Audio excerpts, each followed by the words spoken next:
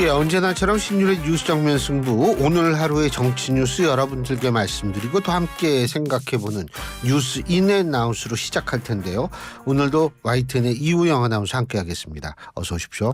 안녕하십니까? 예, 제가 오늘 잘해드리려고요. 네, 왜죠? 오늘 큰일 날 뻔, 어제가 막바일 뻔했잖아요. 자꾸 방송 전에 나는 사담이 아니라 이거 중요한 문제예요, 이거. 그쵸. 뭐 딴 게 아니고요. 이우영 아나운서가 그 화장실 문이 안에서 잠겨가지고 바깥 못 나와가지고 20-30분 동안 헤매다가 결국 열쇠 고치는 분 이렇게 모셔다가 겨우 풀려났답니다. 석방된 지 얼마 안 돼요. 예. 네. 근데 그거 우리가 지금 농담처럼 얘기하지만 사실은 만일 말이에요. 그때 휴대폰을 안 들고 들어갔다거나. 그렇죠. 혹은 혼자, 물론 혼자 살지만 네. 독거 젊은입니다. 근데 이게 혼자 사는 경우에 휴대폰 안 들고 나가면 이거 진짜 난감하죠. 그거 그렇죠. 어떡하겠어요. 네. 저희가 정말 제가 지금 웃고는 있지만 웃을 맞아요. 일은 아닙니다. 실제로 웃을 문제가 아니에요. 실제로 이렇게 많이들 사고가 벌어지기도 한다고 하니까요. 꼭 혼자 사시는 분들 샤워하실 때 문은 잠그지 마시고요. 첫 번째. 그리고 이왕이면 휴대전화 들고 들어가시는 게 좋습니다. 그렇죠. 네. 이거 큰일 납니다.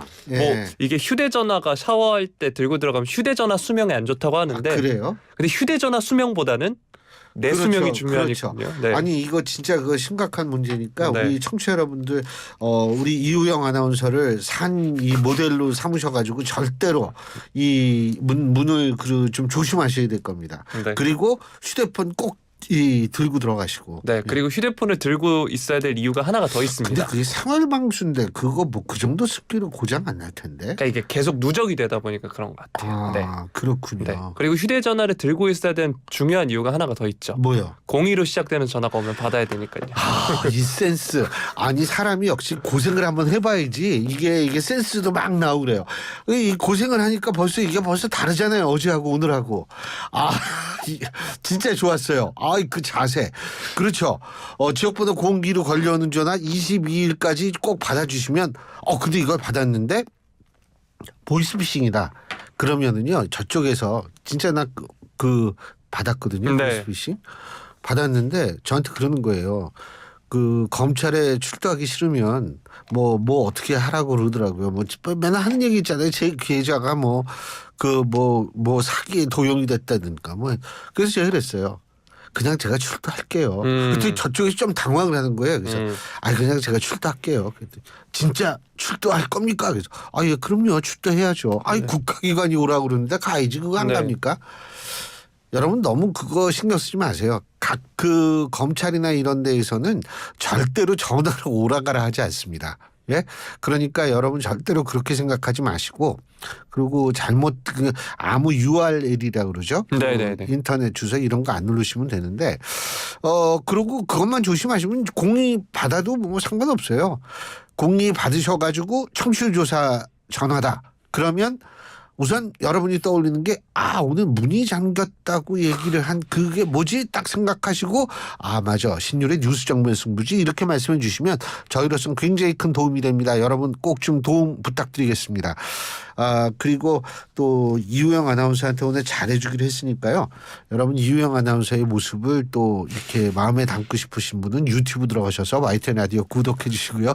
신율의 뉴스 정면 승부 좋아요 댓글 부탁드리겠습니다. 자, 어떤 얘기부터 해보죠?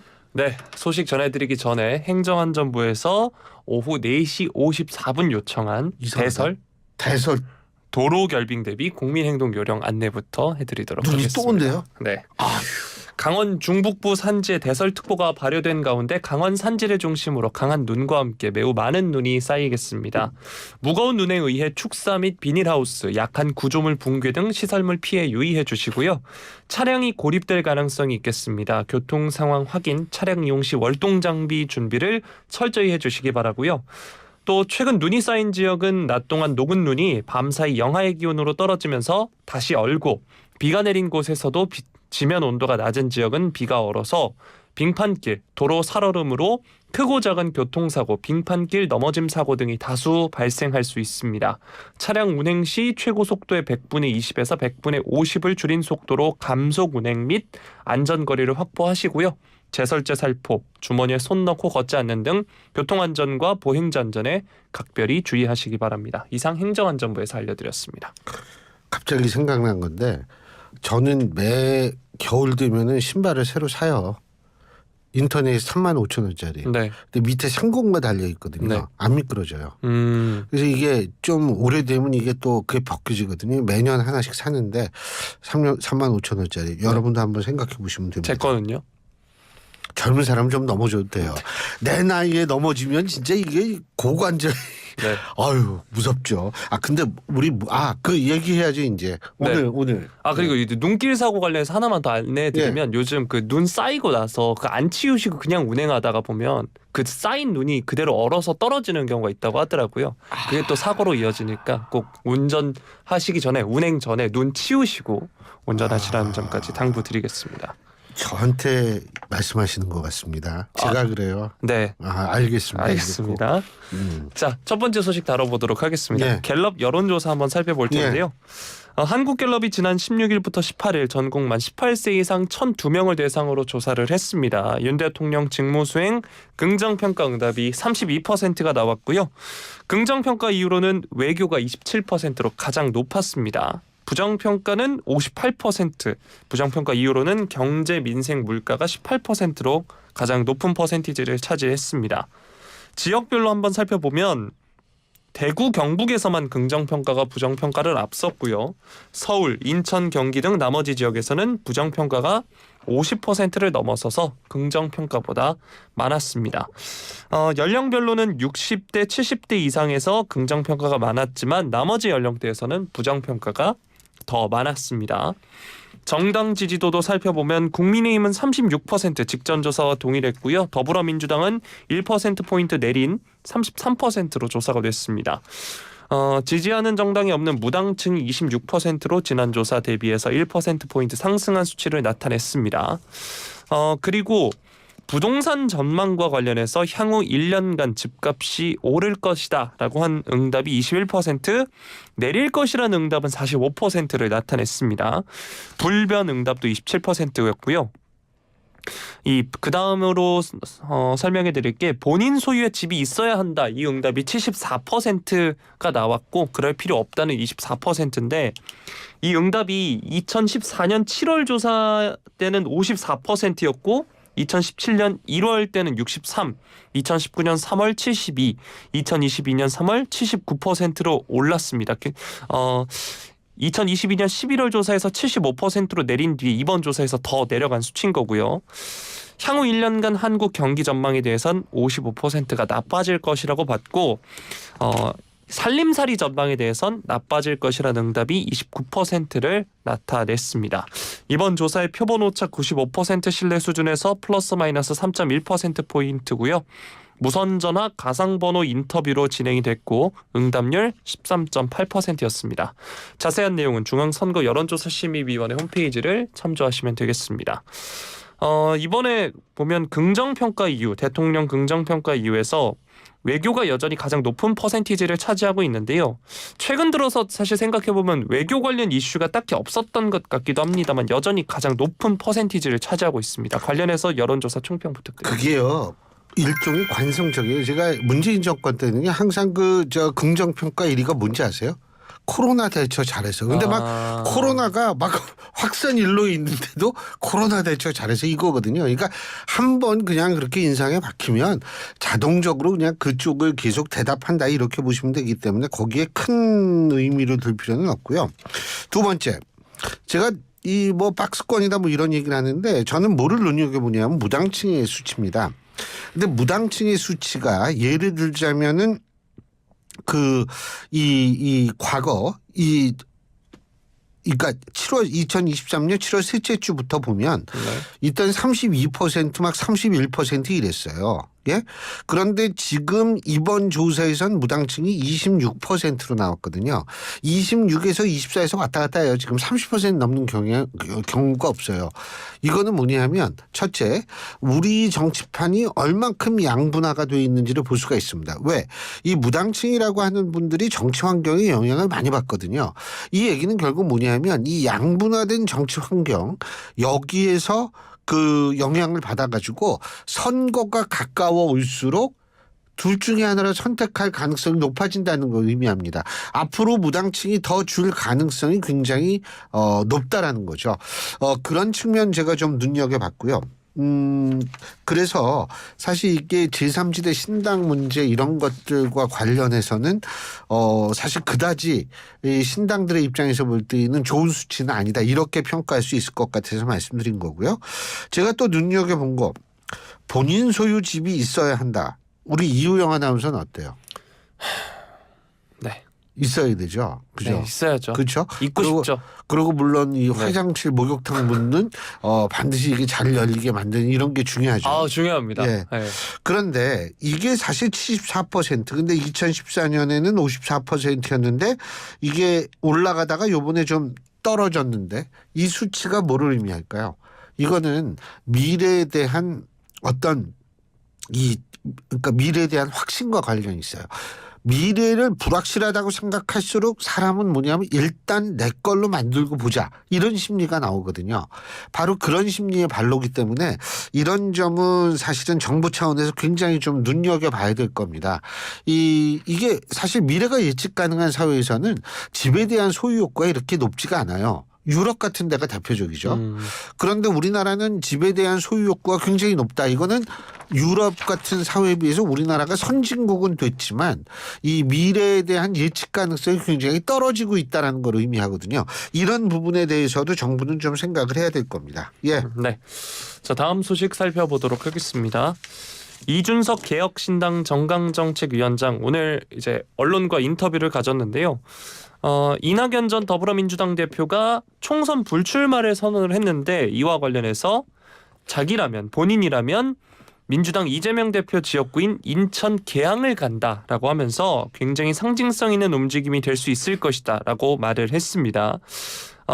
그러면서 보수 정당에서 저에 대한 여러 가지 공격을 받아내면서 서사가 생겼지만 이낙연 전 총리 입장에서는 이재명 대표의 비민주적인 당 운영에 대해 지적을 많이 했다면서 이같이 밝힌 겁니다.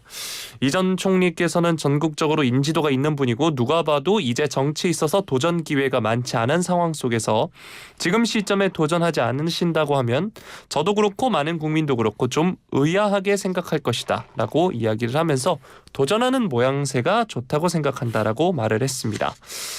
그리고 또 다른 총선 출마 선택지로는 호남을 꼽았는데요. 호남 같은 경우에는 지금 호남 출신 지도자라든지 호남의 가치를 대변하는 또 전남지사까지 하셨는데 그 지역 상황을 잘 알고 있는 지도자를 갈구하고 있다라면서 이야기를 했습니다. 진행자가 그러면 이 위원장 본인도 인천 계양을 출마를 생각할 수 있는 것 아닌가라고 물었더니 본인은 이재명 피해자가 아니라면서 이재명 피해자에 가까운 분이 가셔야 말이 된다라고 말을 했습니다. 그러면서 본인은 굳이 따지자면 윤석열 피해자라 궤가 다르다라고 이야기를 했는데요. 눈에 띄는 항목이 이겁니다. 이 인천 계양을 이재명 피해자에 가까운 분이 가셔야 된다 이런 말을 했는데요. 최근에 이제 국민의힘에서 인천 계양을 출마 선언을 한 원희룡 전 장관은 이재명 피해자라기보다는 일명 이재명 저격수로 불리던 분인데 이준석 위원장의 발언 어떻게 들으셨나요? 저는 사실 이준석 위원장의 이런 발언이 있잖아요.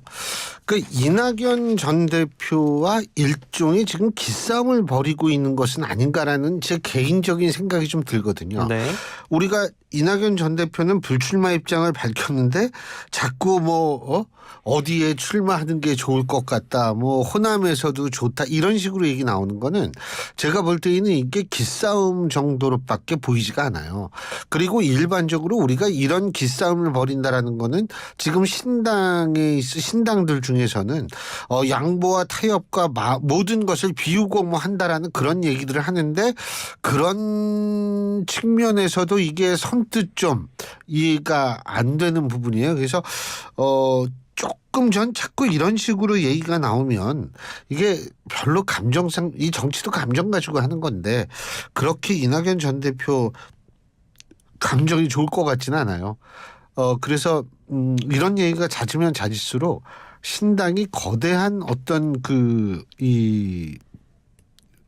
거대 신당으로서의 어떤 출연이 조금 좀 힘들 수도 있다라는 생각을 들게 하는 부분이라고 저는 생각합니다. 굉장히 이 다른 분들한테 관심이 많아요, 보니까. 예. 네. 자, 다음 소식 살펴보겠습니다. 윤석열 대통령의 부인 김건희 여사 명품 가방 수수 의혹과 관련해서 국민의힘 일각에서 김 여사의 사과 또는 대통령실의 입장 표명이 필요하다 목소리가 연일 나오고 있습니다.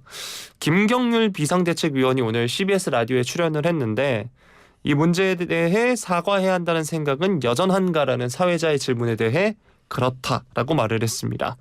민심을 대표하고 싶은 여당에서 사과 요구 목소리가 처음 나왔다는 것은 어떻게 보면 부끄러운 부분이라면서 진작에 분출됐어야 할 목소리가 내 음성을 타고 나왔을 뿐이다라고 했습니다.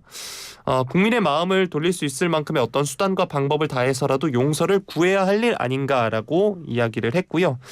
또 당 인재영입 위원인 조정훈 의원은 오늘 뉴스킹 박지훈입니다에서 공작이나 함정이었을 테지만 국민의힘과 윤석열 정부 지지자들 사이에서도 아쉬움이 진하게 배어나온다라고 하면서 사실관계를 떠나서 여론의 불편함을 대통령실이 충분히 헤아릴 필요가 있다라고 이야기를 했고요. 사과가 필요하다고 보는지라는 이 질문에 대해선 대통령 입에서 나와야 할지 여사 입에서 나와야 할지 대변인 입에서 나와야 할지는 생각해 봐야 한다.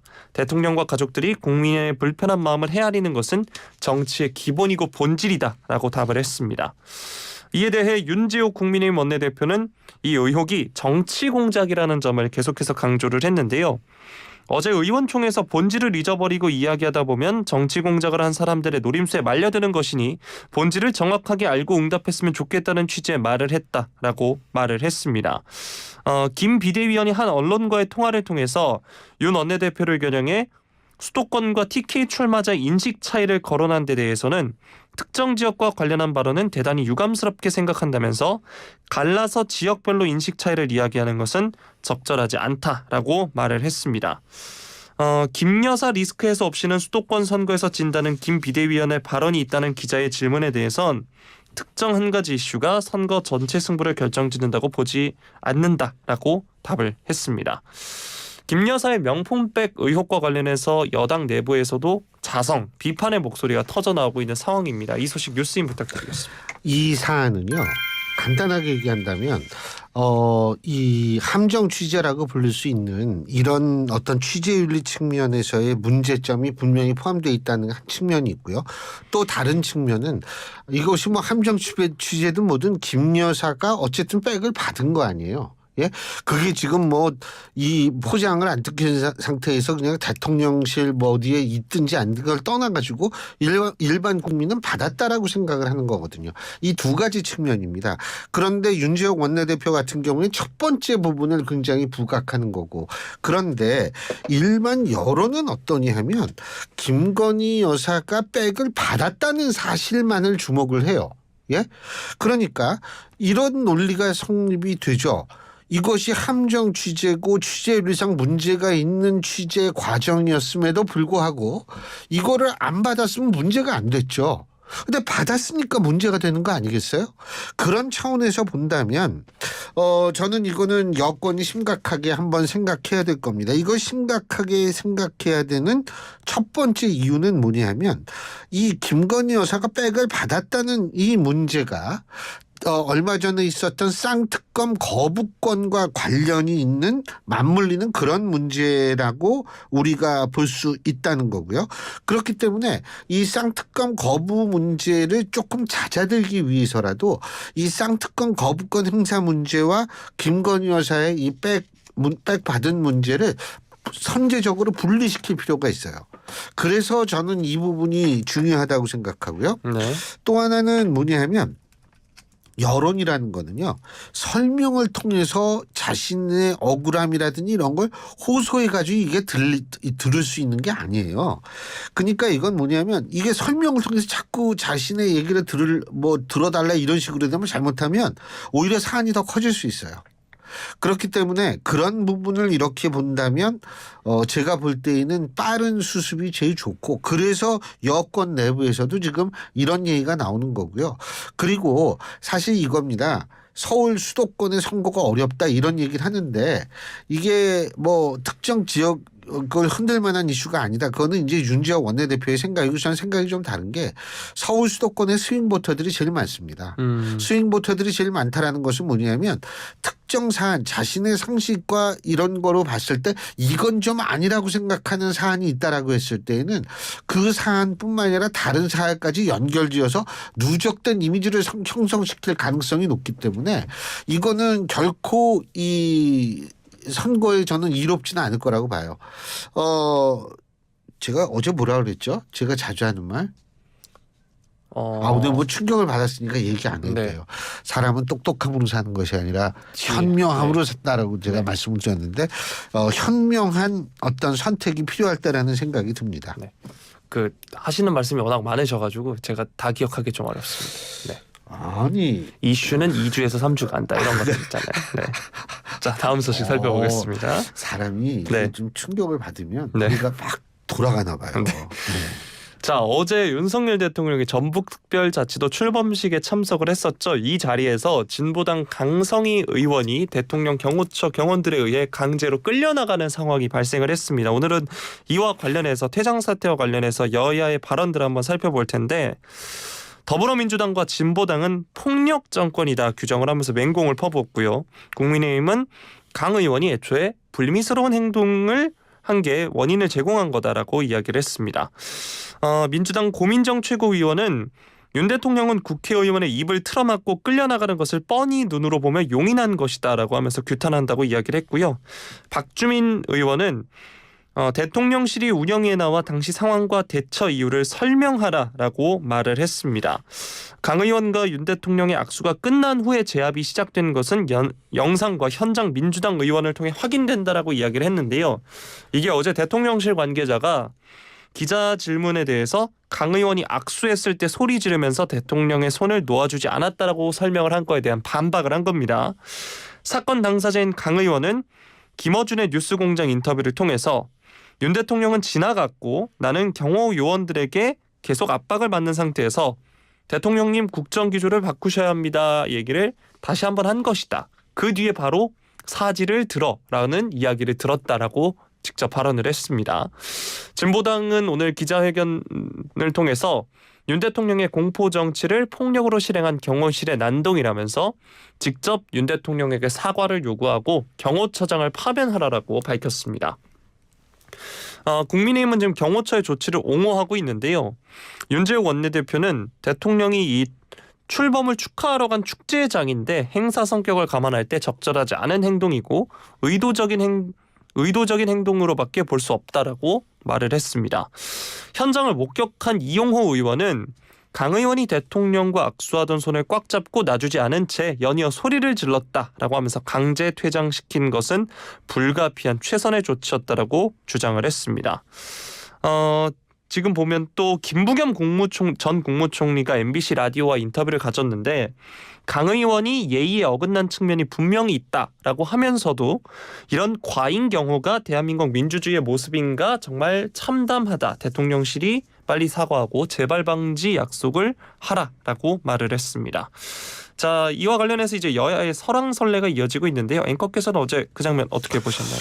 저도 봤어요. 그리고 뭐 5초 동안 잡고 있었다, 30초 동안 잡고 있었다. 저는 이 논란은 그렇게 큰 의미는 없다고 보고 제가 여기서 지적하고 싶은 거 한 5개 말씀을 드리겠습니다. 첫째,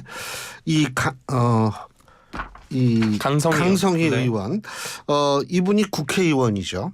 국회의원이라면 사실은 자신의 의사를 대통령에게 전달할 수 있는 방식이 굉장히 다양합니다. 다시 말해서 굳이 이 전라북도의 특별자치도 승격을 축하하는 자리에 가서 대통령에게 이런 얘기를 했어야 했는지에 대해서 저는 사실 의문을 가질 수밖에 없어요. 다양한 국회의원은 일반 국민이 아니거든요. 네. 아니 지금 얘기하는 게 이거 아닙니까? 국회의원한테 그럴 수 있느냐라고 얘기를 하잖아요. 맞습니다. 국회의원이기 때문에 또 한편에서는 자신의 의사를 일반 국민보다 훨씬 더 크게 그리고 호소력 있게 그리고 다양한 방식을 통해서 전달할 수가 있어요. 근데 왜 굳이 여기서 있는가 첫 번째 저는 좀 궁금하고요.